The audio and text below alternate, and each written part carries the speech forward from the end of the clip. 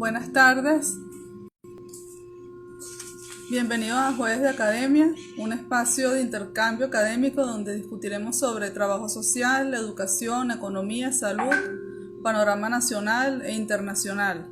Hoy vamos a tener como invitado al profesor Luis Crespo, economista, docente e investigador de la Escuela de Trabajo Social. Esperamos unos segundos a que las personas se conecten con nosotros. Ya comienzan a llegar las primeras personas. Agra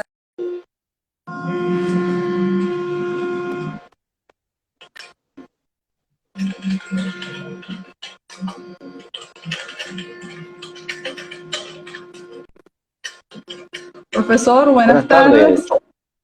Buenas tardes, profesora. ¿Cómo ¿Cómo está está? usted? Bienvenido. Ya Bueno, estamos esperando unos segundos que se conecten más personas. ok. Eh, Se acaba de conectar Argelia Castillo. Saludos a Argelia Castillo, presidenta de APUFAC. Tenemos egresados, estudiantes. Quiero agradecer a todos los profesores de la Escuela de Trabajo Social que han estado muy pendientes de este espacio. Hoy me va a estar ayudando la estudiante Emily Santos a apoyarme, me va a ayudar con las preguntas que va a realizar el público. Saludos a los amigos profesionales de RSE. Esperamos unos segundos. Isaí se unió también. Saludos, bienvenido. Esperamos unos segunditos más. Bueno, mientras tanto, los que están acá conectados, quiero comentarles que ya este es nuestro 8º jueves de academia. Estamos realizando esta actividad desde el 14 de mayo. Comenzamos con la profesora Judy Chaudhary y hemos tenido diversidad de temas, todos enmarcados en las ciencias sociales, en la preocupación de los problemas del país, también haciendo referencia inclusive al contexto internacional, y realmente ha sido una actividad muy provechosa que ha tenido gran participación. Presento al profesor mientras se van uniendo. Saludos a la profesora Margarita Rojas, bienvenida, se acaba de unir. El profesor Luis Crespo es economista, es docente e investigador de las escuelas de trabajo social y economía de la UCB. Es magíster en moneda e instituciones financieras. Ha sido ponente en diversos eventos académicos y es articulista. Muchas gracias, profesor, por estar con nosotros, por aceptar esta invitación. También el profesor Luis Crespo me estaba apoyando en la organización de esta actividad. Y bueno, aprovecho para comentárselo y darles las gracias por el apoyo. La dinámica de la actividad siguiente: tenemos 25 minutos disponibles para que el profesor desarrolle la temática. Y posteriormente le vamos a hacer un conjunto de preguntas que va a enviar el público. La profesora María Angelina Rodríguez se acaba de unir, también el profesor Gustavo Maes. Entonces, bueno, le doy la palabra, profesor. Bienvenido nuevamente. Sí, buenas tardes, profesora, y de verdad que felicitaciones a la escuela por esta iniciativa de los jueves de academia, que de una manera u otra en este escenario tan difícil que nos ha tocado vivir producto del confinamiento que nos ha generado la pandemia, bueno, nos ha permitido, utilizando la tecnología y las redes sociales, mantener el debate académico, mantener los espacios de interconexión de la comunidad académica e inclusive trascender la barrera de nuestra comunidad. Aprovecho de que todos saludar a nuestros profesores, la profesora Nina, la profesora Sara, la profesora Margarita, el profesor Gustavo, todos que de una manera u otra por diferentes vías nos mantenemos comunicados y activos y en un debate permanente caracterizando el contexto que vivimos, tratando de aportar y de analizar los fenómenos que nos ocurren. A los profesionales RCE son amigos de la escuela y muchos son egresados de la misma, y bueno, todos esos estudiantes valiosos que siempre nos acompañan en las aulas, en los espacios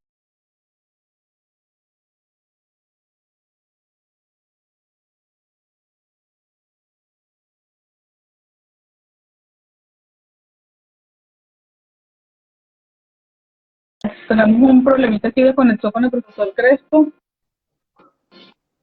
Profesor, tuvimos unos segundos y que perdimos la comunicación con usted, como Sí, unos 10 segundos. la vi congelada. Estaba dándole un saludo a nuestros profesores y a nuestros estudiantes que, bueno, permanentemente nos acompañan en las actividades académicas, en las actividades de extensión y en especial a Emily, a Isaí, a los compañeros de la RCE. Bueno, vamos a utilizar el tiempo, vamos a iniciar nuestra conversación de hoy. Saludo a la profesora Mirla. Buenas noches, Mirla, ¿cómo está usted? Bueno, quería caracterizar un poco el contexto en el cual nos encontramos. En el caso de Venezuela, llevamos 107 días ya de confinamiento, producto de las medidas de cuarentena, basado fundamentalmente en la llegada de la pandemia a nuestro país.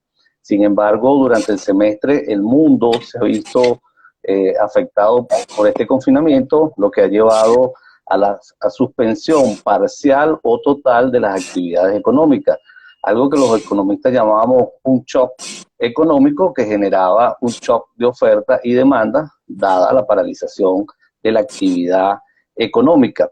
Eso ha tenido diferentes escalas, o los efectos han sido en diferentes escalas. Yo creo que muchos hemos leído, nos hemos documentado sobre los efectos mundiales, pero yo voy a tratar de centrarme en América Latina y en Venezuela, que son nuestros pares y que es un contexto que nos puede permitir tener una idea más referencial de lo que estamos viviendo. Sin embargo, voy a transitar un poco entre América Latina y el mundo para hacer algunas comparaciones bien interesantes, fundamentalmente sobre el tema de la desigualdad y una incógnita o una hipótesis muy interesante que en el caso de la escuela deberíamos comenzar a profundizar, que es el tema de las desigualdades o el COVID, como ha evidenciado la desigualdad entre los países ricos y los países pobres. Cuando vemos las estrategias para afrontar o para definir los programas, o valga la redundancia, las estrategias o los lineamientos en el área económica para enfrentar el COVID, producto de los choques que ha generado en las economías, vemos un alto nivel de desigualdad a nivel de los países y a nivel de las economías. Bueno, en el caso de América Latina, exactamente hoy sale el cuarto informe de la CEPAL con una caracterización bien preocupante sobre el efecto del COVID en América Latina. Estamos hablando de un impacto en 8.5 millones de empleos que se pueden o que se van a perder en el continente o en América Latina, fundamentalmente en el efecto o el gran impacto de la paralización se está expresando en las microempresas o las pequeñas empresas y más aún en las personas que desarrollan la actividad económica por cuenta propia y que están al margen de la seguridad social. En definitiva, estamos hablando de un grueso importante de la población que va a quedar expuesta en esta coyuntura y que los impactos se observan dependiendo de la actividad económica. Por ejemplo, en el comercio las perspectivas son de la pérdida de 1.5 millones de empleos.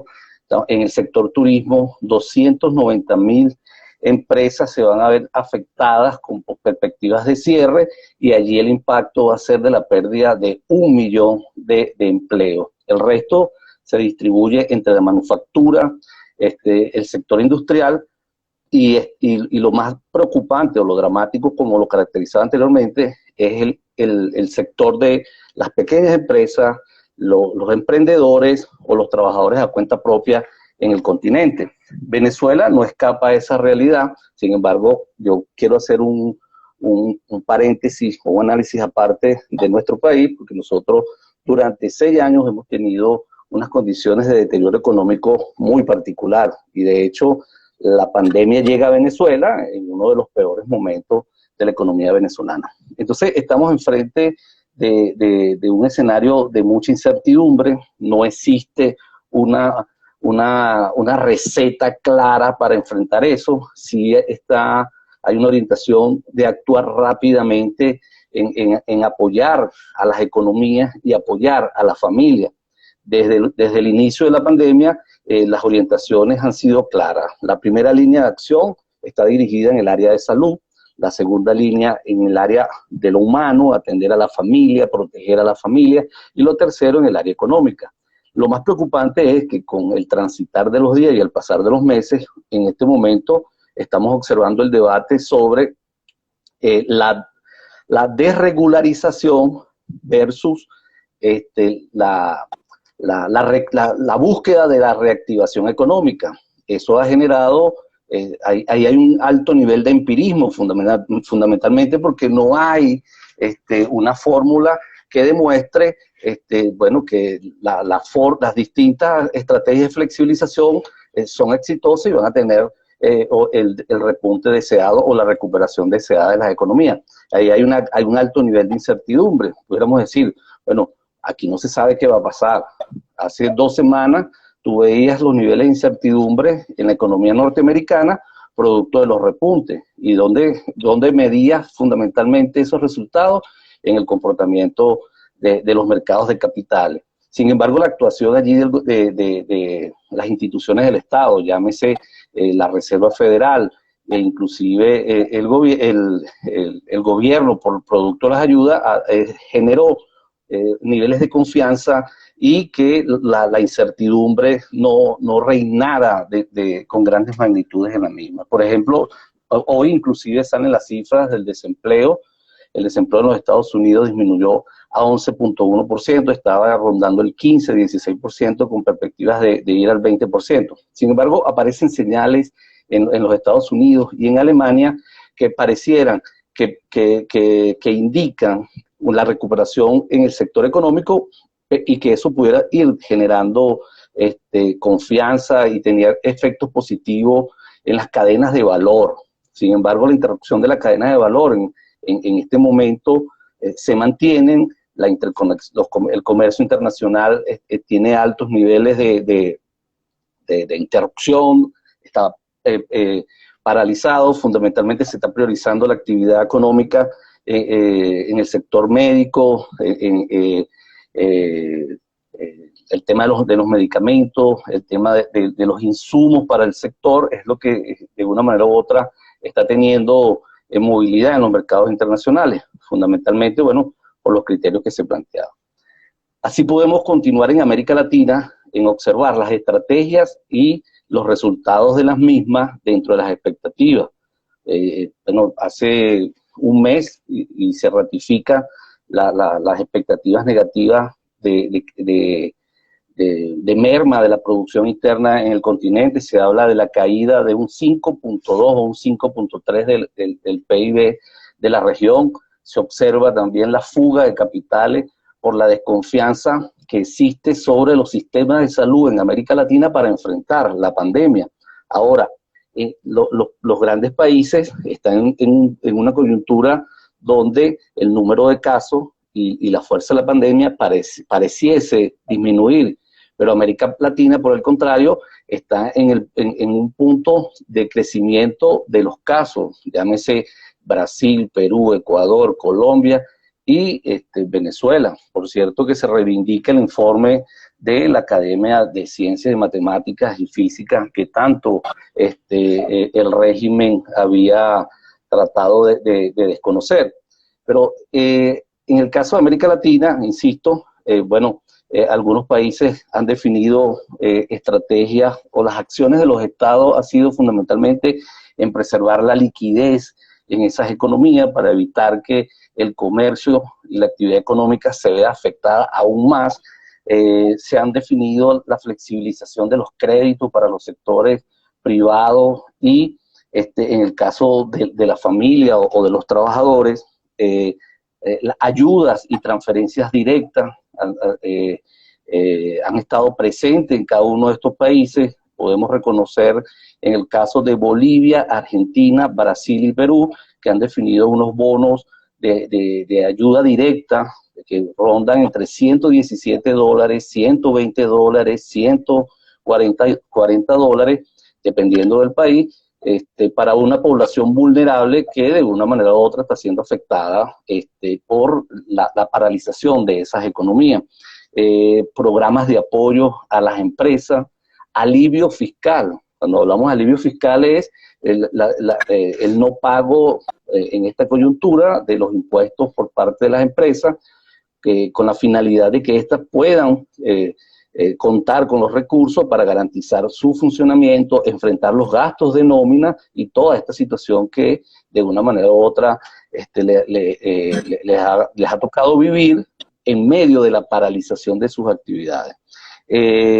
La necesidad de crear y de ampliar la protección al empleo, los seguros aquí se llamaba el seguro de paro forzoso, la finalidad de potenciar esa forma o ese aspecto dentro de la seguridad social con la finalidad de, bueno, que nadie quede excluido y, bueno, en esta coyuntura se impone la necesidad de expandir el gasto público con un gran criterio de solidaridad y de apoyo a la familia.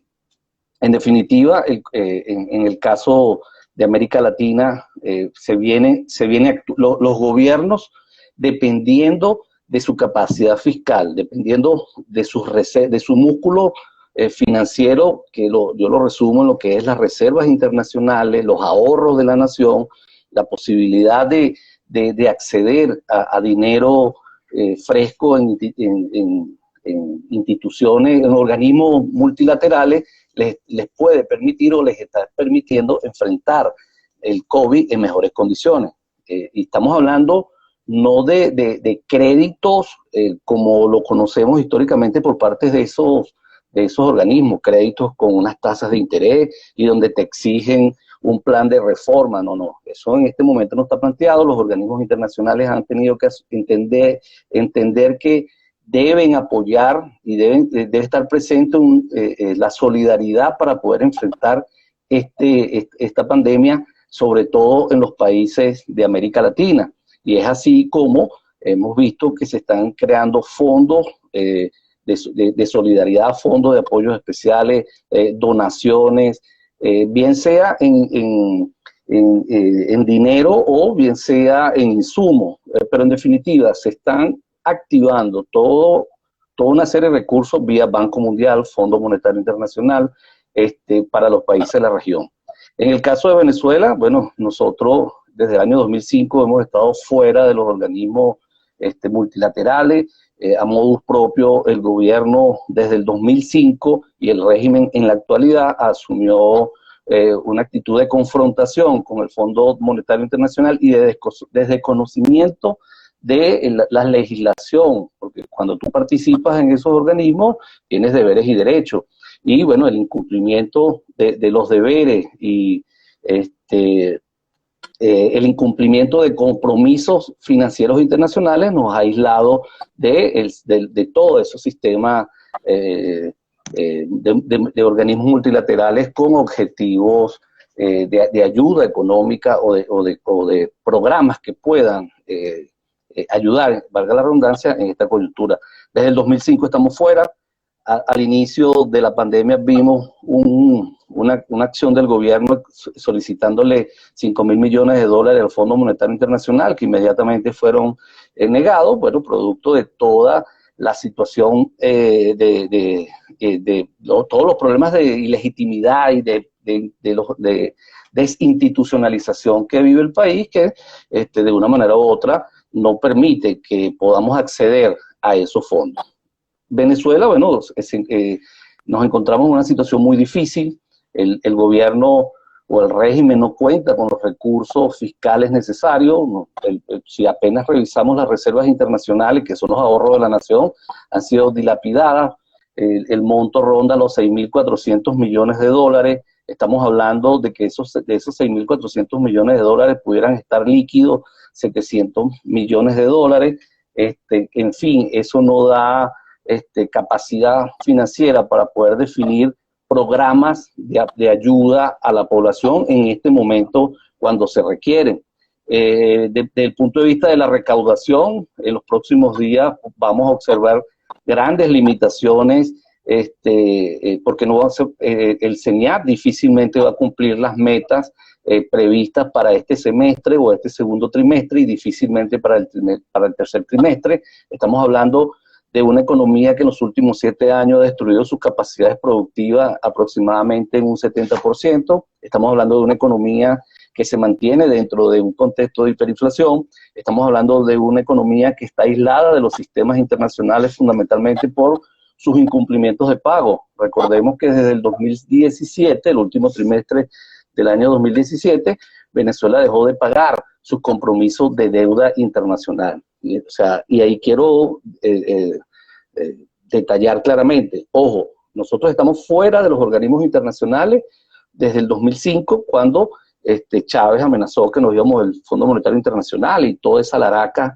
y toda esa cantidad de insultos, pero además, desde el 2017 nosotros estamos en lo que se llama default, incumplimiento de nuestro compromiso internacional, o sea, no hemos pagado los compromisos adquiridos de deuda externa, y bueno, eso te pone en una condición que aísla del mundo, además de los problemas de institucionalidad que tenemos en el gobierno, pero en el país, con un gobierno caracterizado de ilegítimo, y la única institución que tiene la legitimidad de origen, que es la Asamblea Nacional. Bueno, todo lo que es la incertidumbre política y los grados de confrontación nos pone en un escenario muy difícil para acceder a esos organismos. A esos organismos, pero además somos mala paga, hemos incumplido desde el 2017.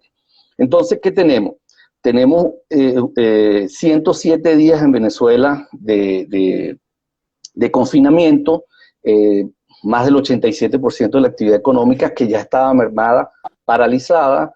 En esta coyuntura viene el repunte de la pandemia, y es poco la capacidad que pueda tener el régimen para desarrollar programas de apoyo a la población vulnerable. Y allí debo identificar solo 2 acciones que han venido desarrollando: la caja CLAC y los bonos vía carnet de la patria. Pero hagámosles un examen a los mismos.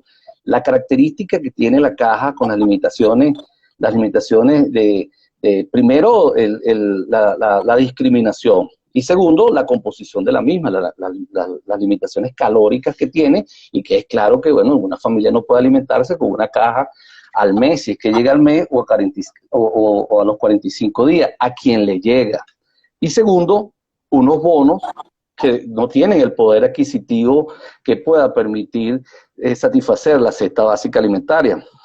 Yo revisaba hasta la fecha, el régimen ha asignado vía carnet de la patria 14 bonos hasta la fecha, hoy 2 de junio, de julio.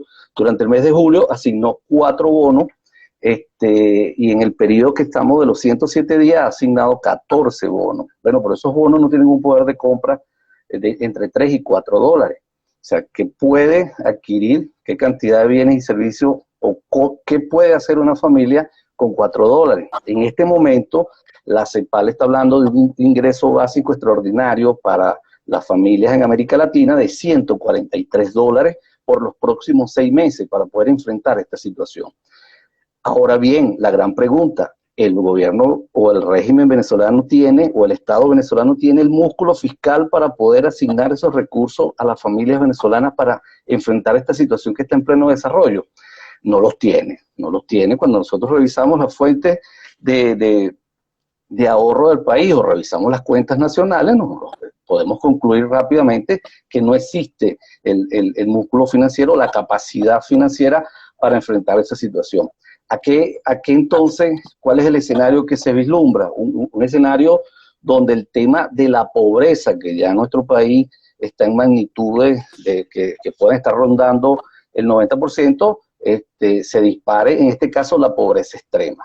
Y esto aunado, bueno, a los problemas del colapso en el sector salud, el colapso del transporte público, el tema de la gasolina.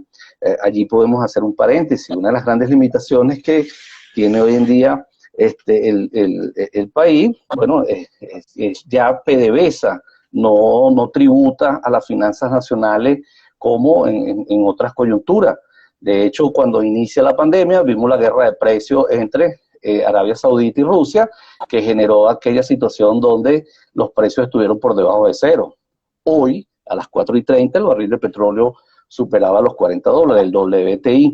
Sin embargo, la industria se encuentra en una situación mermada. Por primera vez en la historia estamos produciendo por debajo de 500.000 barriles de petróleo.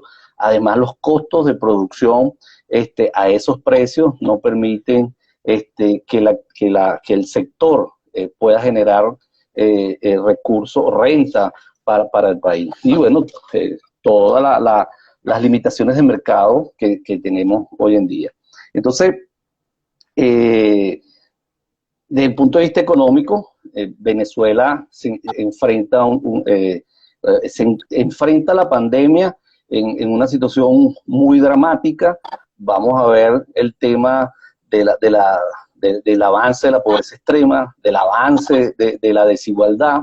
Ayer yo abordaba un tema relacionado con las expropiaciones de las estaciones de servicio y me preguntaban, profesor, pero ¿qué hay detrás de todo eso? Y yo veo un elemento muy característico de las bombas que fueron expropiadas. Son hasta el día de hoy las bombas que han sido expropiadas, que te quitaron la concesión, son las que pueden cobrar en dólares o las que pueden expender la gasolina en dólares. Ahí es la gran pregunta, ¿quién va a administrarlo? ¿Va a administrar PDVSA o los amigos de PDVSA o los amigos de los que dirigen PDVSA? Y cuando quiero caracterizar los amigos de los que dirigen PDVSA es porque en este país se están generando grandes desigualdades a diferentes niveles, a diferentes niveles, y en la actividad económica también los podemos observar. La inseguridad jurídica, ¿quién tiene seguridad jurídica en este país? ¿Quién puede emprender en este país a gran escala? ¿Quién puede arriesgar o realizar grandes inversiones en este país a gran escala? Entonces, el escenario económico venezolano en este momento es muy difícil. Por séptimo año, ya tratando de ordenar algunas cifras globales para este 2017, la perspectiva es que continuamos por séptimo año en recesión. Cuando iniciamos el año, la perspectiva era de una caída de la producción interna del 10%. Hoy en día supera las perspectivas de una nueva caída por encima del 20%, que sería dramático, y es lo que caracterizamos sobre la destrucción de las capacidades productivas del país. Y por eso algunos empresarios han caracterizado de que la economía de Venezuela hoy ha retrocedido 80 años y estamos en la década de los 40. Además, continuamos en el escenario de la hiperinflación. De eso hemos conversado en otros momentos, el tema de la hiperinflación que nos hace diferente a América Latina y al mundo, porque somos uno de los pocos países que hoy en día padece de ese flagelo. La hiperinflación es un fenómeno muy dañino que afecta a las empresas, a las familias y a las instituciones. Y con el grado de agresividad en el tema de la familia, bueno, afecta hasta sus emociones. Entonces imagínense nosotros aquí en Venezuela, con todo lo que estamos viviendo, además en un contexto de hiperinflacionario. Mucha gente se ha refugiado en el tema de la dolarización desordenada y que genera desigualdad. Yo lo he caracterizado de esa forma, porque en el caso nuestro, en el caso suyo, en el caso de los que trabajamos en la universidad, bueno, nosotros percibimos nuestros salarios en bolívares, por lo tanto, difícilmente nosotros pudiéramos enfrentar ese flagelo. Vamos a continuar por tercer año en el tema de la hiperinflación. El salario mínimo en Venezuela prácticamente destruido. Si revisamos su poder de compra, apenas significa el 1.1%. Las familias o los trabajadores han tenido que asumir el pluritrabajo, como lo define nuestro amigo Gregorio, que le encanta desarrollar ese tema, o ha venido trabajando ese tema, el pluritrabajo, para poder satisfacer las necesidades de la familia, poder enfrentar la cesta alimentaria. Además, bueno, todo el deterioro de la estructura económica venezolana. Es dramático ver lo que ocurre en Petróleos de Venezuela, que lo estamos viviendo, el tema de la gasolina. Por primera vez en la historia vivimos una caída estrepitosa de la producción en todos los sentidos. Estamos hablando de la escasez de gasolina, pero estamos hablando de la escasez de solventes. Revisando en estos días, ¿ustedes recuerdan la marca PDV? Que uno llegaba a una bomba y compraba un litro de aceite de gasolina, pero un litro de aceite para el carro PDV, o la liga de freno PDV, o otro tipo de producto de esa empresa. Bueno, eso ha desaparecido y es el resultado de la destrucción de la industria. Pero lo que padecen también las comunidades, el tema del gas comunal, ¿verdad? Que prácticamente no estamos produciendo gas. Bueno, se produce gas en Venezuela, pero la distribución del mismo está muy afectada.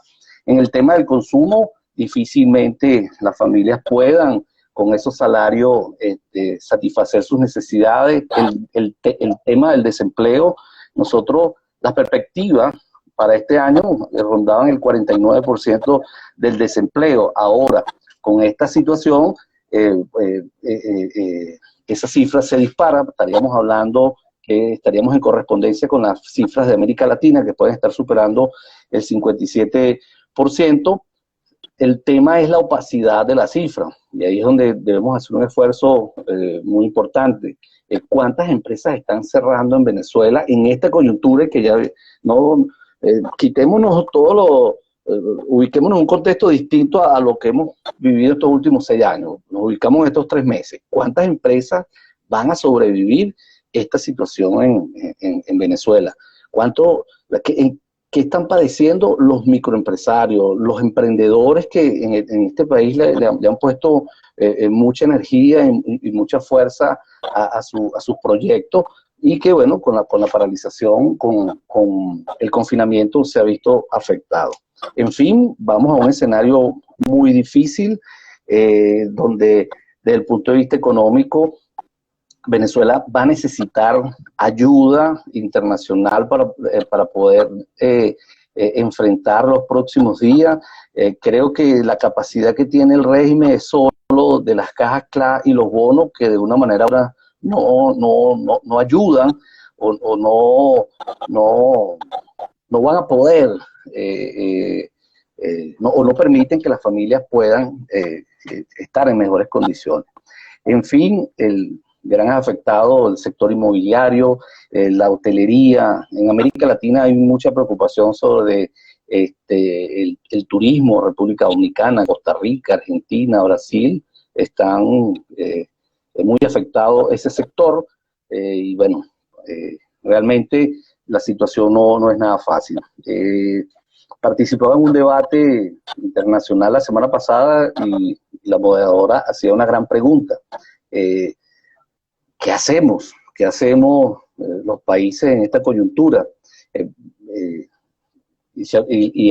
Había un consenso sobre la necesidad de los países de América Latina requieren de una gran solidaridad mundial para poder enfrentar esta situación. Ya podemos observar, por ejemplo, algunos apoyos y algunas donaciones que han realizado los organismos multilaterales a Ecuador y a Perú específicamente, líneas de crédito, acceso a recursos a nivel internacional que, bueno, les han permitido poder atender a sus poblaciones. En Venezuela, en lo particular, yo no ubico la capacidad del Estado en este momento, que debe jugar un papel fundamental para apoyar a la población en esta situación de confinamiento y de un contexto macroeconómico muy negativo, donde el salario está destruido, donde el patrimonio de la familia está destruido, y bueno, los servicios destruidos, los programas sociales destruidos,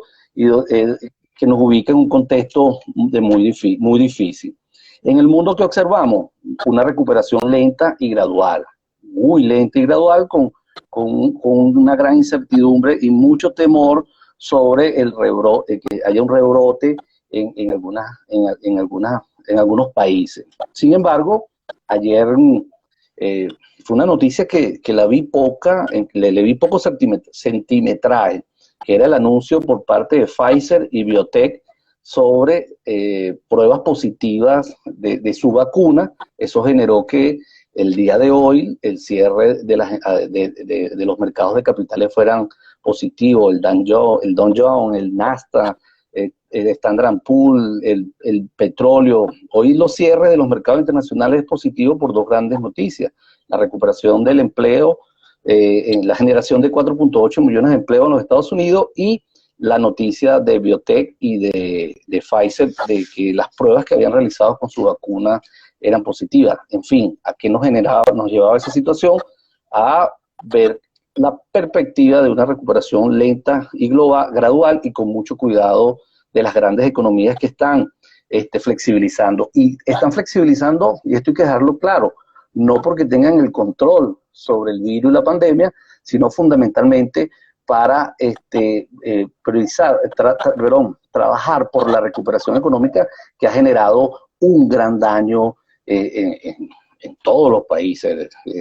Ha sido un impacto demoledor en las grandes economías. Vean las noticias de los quiebres, el quiebre de la quiebra de las aerolíneas, de empresas. O sea, hay toda una situación de impacto traumático en la economía a nivel mundial. Entonces, estamos en una coyuntura donde la flexibilización está codo a codo con la necesaria reapertura de las economías. El comercio va a estar interrumpido, solo algunas actividades prioritarias. Las cadenas de valor, de todo aquel avance que existía dentro del proceso de globalización, las cadenas de valor, que era una estrategia favorable para las empresas y las hacían más competitivas en esta coyuntura, todo eso ha sido interrumpido, y hoy en día las economías van a priorizar por las relaciones y los factores internos. Existe una gran preocupación, sobre todo en los países pobres en América Latina, que una estrategia económica no acertada que permita acompañar a sus industrias y a sus sectores nos pueda llevar nuevamente a una economía, a las economías primarias, a las economías del extractivismo, y que sobre todo en Brasil, Argentina, Chile y México, la destrucción o el impacto negativo, en esas economías pueda llevar a un retroceso en el desarrollo de los factores productivos y regresen al extractivismo primitivo de otros momentos históricos en la economía mundial, en la afectación con el medio ambiente y todo ese tipo de situaciones que ya la humanidad considera superadas. Gracias por su excelente exposición. Tengo una serie de preguntas. Nos quedan 21 minutos sabe que Instagram Live es 1 hora. Entonces, vamos a tratar de aprovechar esos 20 minutos de la mejor manera. El profesor Gustavo Maiz pregunta: ¿cómo incide el caos monetario venezolano en los grupos vulnerables? La profesora Xiomara García pregunta: ¿cuál es el plan económico para Venezuela para el 2021? Y también pregunta cómo se logra articular lo económico y lo social conviviendo con COVID-19. También tengo una pregunta de la profesora Margarita Rojas. Ante la contracción económica de Venezuela e insuficiencia de las transferencias económicas de la población más vulnerable, ¿cómo enfrentar la desprotección social? Por ahora son las que tengo en este momento. Quiero aprovechar rápidamente para saludar a la profesora Gabriela Morillo, Luis Chaudari, a la directora de OVE, Aurimer Mesa, a la profesora Sara Vera, a Mirla Pérez, Nailubi Ramírez, al profesor Luis Esá, a la profesora María del Pilar González de la Escuela de Antropología, la profesora Queta, a la defensora de Derechos Humanos Diana Blanco, al profesor José Ibarra, al profesor Gregorio Afonso, a la profesora Patricia Martínez, y también, bueno, a nuestros estudiantes, que también, por cierto, tenemos de otras escuelas como farmacia conectados en este momento. Entonces, adelante, profe. Sí, voy a iniciar con la pregunta de la profesora Xiomara. Profe, un plan económico en Venezuela, si no hay un cambio político, no tiene viabilidad o credibilidad. El escenario de incertidumbre, de desinstitucionalización en Venezuela y de ilegitimidad del régimen hace inviable la posibilidad de definir un plan económico si no hay un cambio político en el país, y eso nos coloca en un escenario muy negativo y muy terrible. O sea, por ejemplo, la señal que se generó o el mensaje que se generó con el anuncio de expropiar a las bombas de gasolina, eso coadyuva a la incertidumbre y a la desconfianza, porque no existe un marco legal claro para la inversión, para la iniciativa. Ahí claramente se vulneraron los derechos constitucionales, el artículo 113 y el 114 de la Constitución, donde supuestamente están expresos los derechos económicos de los venezolanos. Entonces, si no existe un cambio político en el país, si no se reinstitucionaliza el país, es muy difícil en ese escenario construir una política económica en Venezuela. El escenario es de mucha incertidumbre, de mucha desconfianza y muy negativo. Un país que estamos prácticamente, o no prácticamente, estamos aislados de todos los sistemas, del sistema financiero, estamos aislados de la comunidad económica internacional y los aliados que tiene el régimen, bueno, usted lo puede contar con la mano, son economías, es más, prácticamente en este país estamos hablando de una economía del delito, y es muy difícil entonces definir una política económica para el 2021. Vemos, si esto no se detiene, lo que vamos a ver es más pobreza, más desigualdad, más hambre en el país y el repunte de nuevos problemas. En el informe CEPAL advierte sobre el tema de incremento del trabajo infantil, el incremento del hambre en la población infantil, la deserción, aumento de la deserción escolar, en fin. Creo que para definir un plan económico creíble y posible para Venezuela en el 2021, necesariamente necesitamos un cambio político en el país. Sobre las políticas en el área social o cómo acompañar a la población, cómo acompañar a la población con estrategias en el área económica. Bueno, eso CEPAL lo ha trabajado, o los organismos internacionales lo ha trabajado como una receta en el buen sentido de la palabra. La necesidad, uno, de garantizar la liquidez en las economías. Usted ve hoy en día los principales bancos centrales, en el caso de los Estados Unidos, la Reserva Federal, en el caso del Banco Central Europeo, inyectando dinero, inyectando euros, inyectando recursos, los gobiernos. Aquí hay una cifra significativa entre Alemania y los Estados Unidos. Alemania, por la vía del gobierno, dio ayudas de 509.000 millones de dólares, pero los Estados Unidos dieron ayuda de 2.500 millones de dólares. Son programas sociales de transferencias de recursos que hicieron llegar directamente a la familia. No sé si recuerdan el famoso cheque de Trump de $1.200 que le hicieron llegar a la familia. Yo no me comparo no hago comparación en el caso de Venezuela con esos $1.200. Por eso al inicio hablaba de los países de América Latina que hicieron ayudas de $140, $117 y $110, y podemos contrastarlo con los bonos de la patria, que yo hacía una matemática simple. Los 4 bonos, los 13 bonos sumarían aproximadamente $39 o $40 en 3 meses. O sea, pero si vemos un bono de vía Canela Patria, significa $3 o $4, dependiendo del tipo de cambio. O sea, no hay capacidad financiera ahorita en Venezuela para definir un plan de ayuda social o un programa social de ayuda a las familias venezolanas. Y por eso fui claro en que la única capacidad que tiene el régimen en este momento está solo en las cajas CLA y los bonos de 3 o 4 dólares a los venezolanos. El resto es de las recomendaciones que son ampliar la seguridad social, proteger el empleo, transferencias de aproximadamente 143 dólares, kit de limpieza y de bienes de limpieza para el hogar, pero también de bioseguridad, hacer llegar a la familia alcohol, hacer llegar a la familia tapaboca, hacer llegar a la familia guante, hacer llegar a la familia productos de limpieza que permitan tener mejores condiciones. Aquí en Venezuela el gobierno no tiene capacidad de hacerlo. Perú, Ecuador, Argentina están evaluando la posibilidad de, perdón, ya algunos, Ecuador y Perú están haciendo llegar esos kits, creo que Costa Rica también.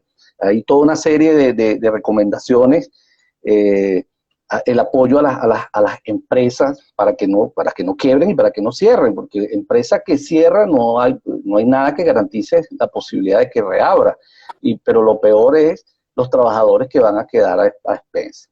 Y cuando se habla de las transferencias, y por eso insisto, es por la característica que tiene nuestro país de trabajadores a cuenta propia o trabajadores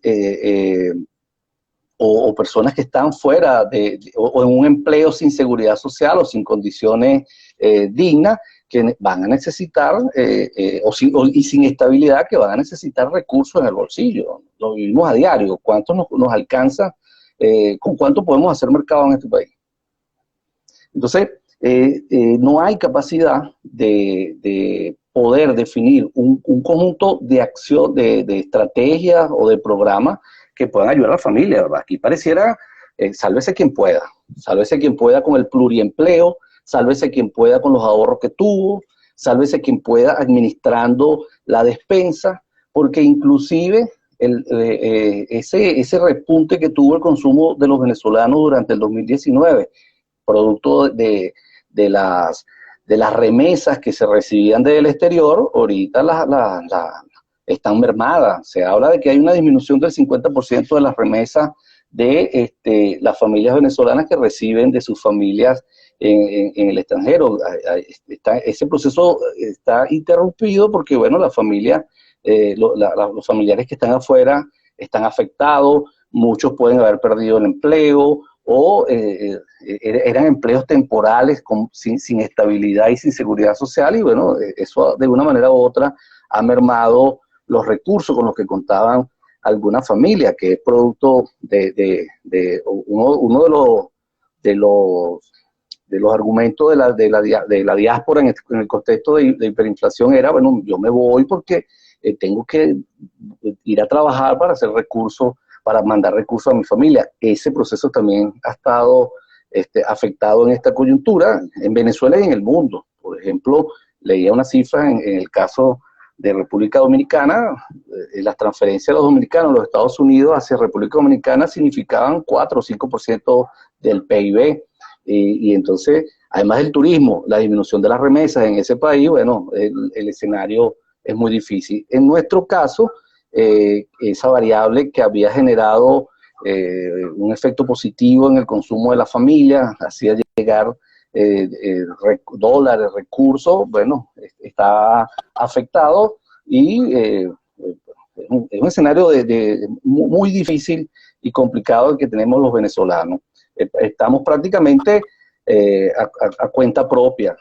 No hay el Estado no tiene la capacidad de definir programas en este momento que nos permitan enfrentar en mejores condiciones socioeconómicas la pandemia. No hay. Veamos nosotros desde el punto de vista como profesores universitarios, qué política o qué programa nos ha estado beneficiando. Por el contrario, tenemos todos los días un conflicto porque vemos deteriorado nuestro salario y nuestras condiciones de trabajo, y entonces tenemos que ir al pluritrabajo, aquello que llamamos el tigre, buscar otras opciones para poder garantizar la comida en nuestras casas, y el que no puede hacerlo está colapsado. Profe, ya tenemos 9 minutos, nos quedan 9 minutos y tengo 3 preguntas. Y bueno, si podría, son temas densos, pero quizás usted pueda puntualizar. La profesora Keta Stephanie pregunta qué va a pasar con el Bolívar. La colega Urimer Mesa dice que Estados Unidos está gestionando confiscar la gasolina. ¿Cuál sería el panorama ante esto? También la profesora María Angelina Rodríguez plantea si puede hacer algún comentario sobre las economías emergentes. Y bueno, yo quería pedirle que nos hiciera un comentario sobre qué participación o cómo podría el trabajador social en esta coyuntura aportar en función de la atención a la población en esta situación tan compleja. Nos quedan ahora, profe, 8 minutos, entonces, y le voy a pedir que me regale uno para yo despedir, entonces, 7 minutos.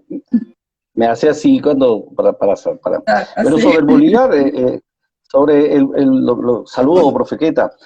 El Bolívar es una moneda destruida, sin embargo, en este momento creo que es un instrumento con el cual cuenta el régimen para asumir transacciones a lo interno de la economía y poder pagar a sus proveedores.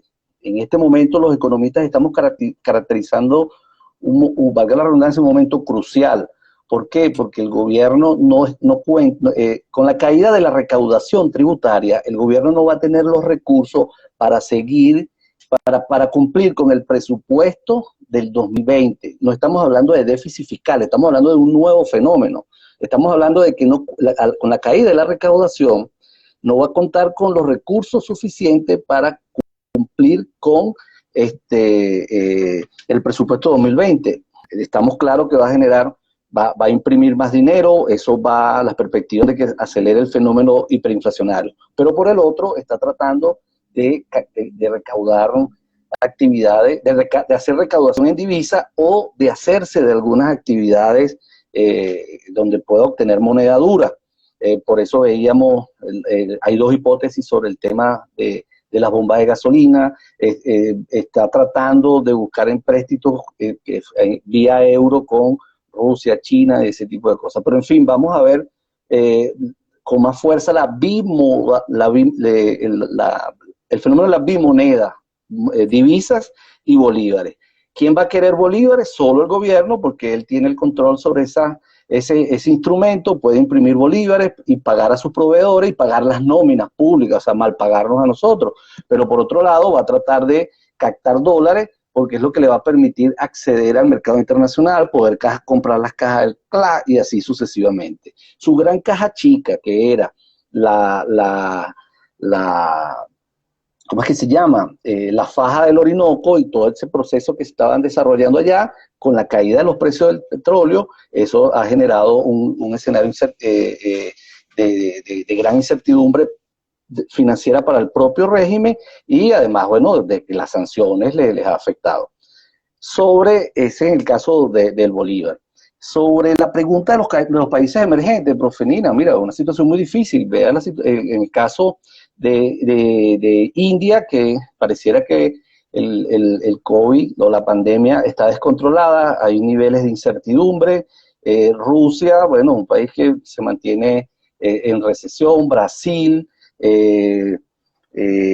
China, la recuperación pareciese leve. Los países emergentes y aquellos que forman parte del BRIC también están afectados. O sea, esto fue un fenómeno que destruyó la economía mundial durante este primer semestre. La caída de la economía mundial fue significativa y se están viendo las asimetrías entre los países y lo definí al principio. El COVID está evidenciando aquel viejo debate sobre los países ricos y los países pobres. Los países ricos están enfrentando en mejor condición la pandemia que los países pobres.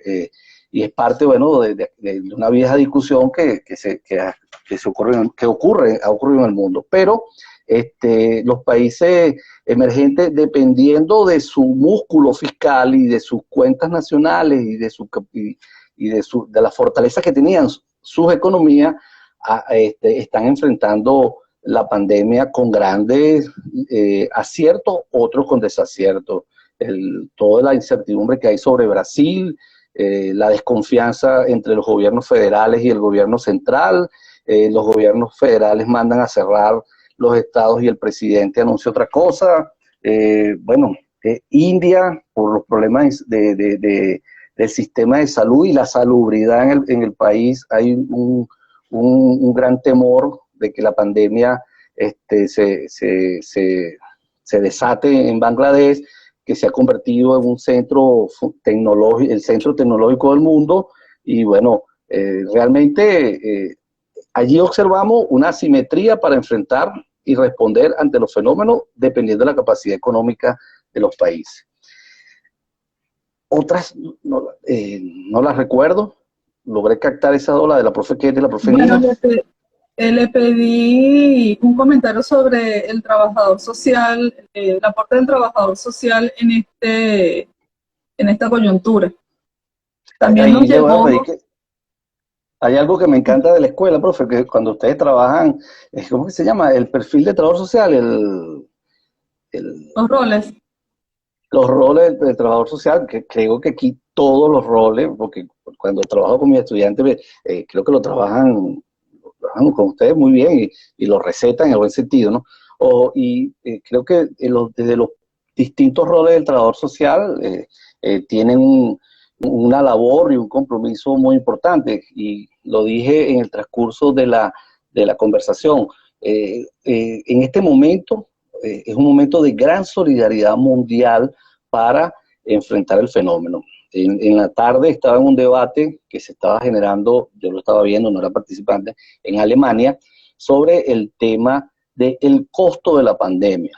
Y hay un gran sector de economistas que está planteando no hablar del costo de la pandemia, porque es muy difícil cuantificarlo, o es inhumano, perdón, cuantificarlo. En esta coyuntura lo que debe reinar es la gran solidaridad y el papel de los estados con políticas para acompañar a la población. Creo que los trabajadores sociales desde los distintos roles tienen una gran responsabilidad y en acompañar y recuperar la exigibilidad sobre los programas sociales, la seguridad social, y el tema en nuestro país es grave, porque mira, un débil y deteriorado sistema de salud, los servicios colapsados, o sea, la luz, el teléfono, el sistema de transporte, sin gasolina, sin poder adquirir la cesta alimentaria. Entonces creo que desde los distintos roles del trabajador social tienen un escenario ahorita de mucha responsabilidad dentro de esa visión que aspiramos reine en el mundo, que no sea economicista, sino sobre la solidaridad que debe existir entre los países y entre los ciudadanos para poder enfrentar este fenómeno. Profe, excelente. Ya llegamos al último minuto. Excelente capacidad de síntesis y de manejo del tiempo. Quiero agradecer a todas las personas que se conectaron y los invito a seguir pendientes de Jueves de Academia. También les pido que nos sigan por nuestra cuenta de Twitter, trabajosocial.tk, donde vamos a estar publicando unos minutos las ideas más resaltantes de esta conferencia. Muchas gracias, buenas noches, seguimos en contacto. Y la conexión estuvo buena. Sí.